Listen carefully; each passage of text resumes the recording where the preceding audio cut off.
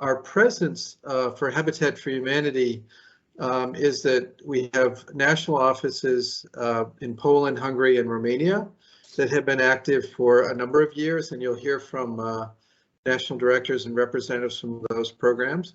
We also have an area office located in Bratislava in Slovakia, so we have had some, we're working with local partners there to support refugees. We also have a program in Bulgaria, and while not a land border, is a sea border to Ukraine, and they are now looking at opportunities to help to grow with government the housing stock that will be able to support refugees in Bulgaria. You know, we know the need is growing. 6.5 million have fled to border countries. We know many of them are moving to other parts of Europe and the globe, but many of them are remaining in the border countries as they look to return, or it's where they will reside for the foreseeable future. We also know there are more than 7 million additional people that are displaced within Ukraine. A third of the country we know has been displaced, have had to leave their home, have had to leave the safety and security of a decent home and a decent community because of the war. We won't go into detail on this call, but we are looking at what is our role in Ukraine at some point. And so you may have questions at the end and we can respond to, but we are looking at how can we support the rebuilding of Ukraine at the appropriate time. Move on to the next slide here. Our strategy is, you know, that Habitat traditionally and historically has been focused on long-term shelter delivery. People who know where they're going to live, need a decent house, know their community. This is a different situation, but we've decided to respond. We feel like we have experiences and networks to offer, and it's laser focused on the fact that when a family has to leave their home because of the war and crosses the border into Hungary, Poland, Romania, or Slovakia, they need a decent place to live that night. They need security. I remember visiting with Roberto one of the border transition camps in Romania, and Habitat Romania has provided heating for those tents as it was snowing or during the early days. And a young girl opened the flap of her tent and said, "Welcome to my new home." For her, that was decent shelter.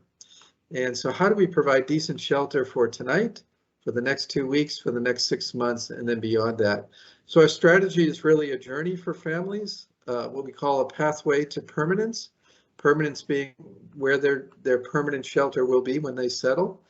Maybe they will settle in Poland, Hungary, Romania long-term. Maybe they will settle back in Ukraine. And so our focus is on helping people in the short term through our contacts with hotel chains and available flats, and then building stability with long-term shelter with available housing, and then most importantly, working with government on and others on how do we create more housing stock, and housing stock that not just helps Ukrainian refugees, but helps the chronic need for shelter there is in all the border countries as well.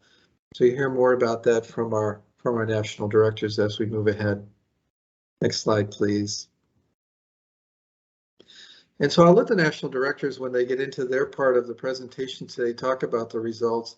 But in each of these pillars of that trajectory, we have helped families on the move with emergency shelter kits, things that help them to know what their next step is and to move on with that. Providing support for heating for hundreds of families at the border in Romania, mattresses and other supplies, and then building stability through interim shelter. Again, you'll hear from our national directors on that. But I think the real catalytic piece will be the long-term shelter. And, you know, all of our national directors are involved with government and with the sector. And they're looking to Habitat as a housing leader and with our networks to support that. The solutions are not easy, whether it's land, whether it's refurbishing dwellings, making sure that empty spaces are being available for families. A lot of negotiation, a lot of hard work to convince government or to support government, and but those partnerships are important, and our teams are spending a lot of time with that so that we can forge that next space. And again, realizing that as Warsaw has grown in population by 1/3 in just 2 months, the need for housing stock is significant.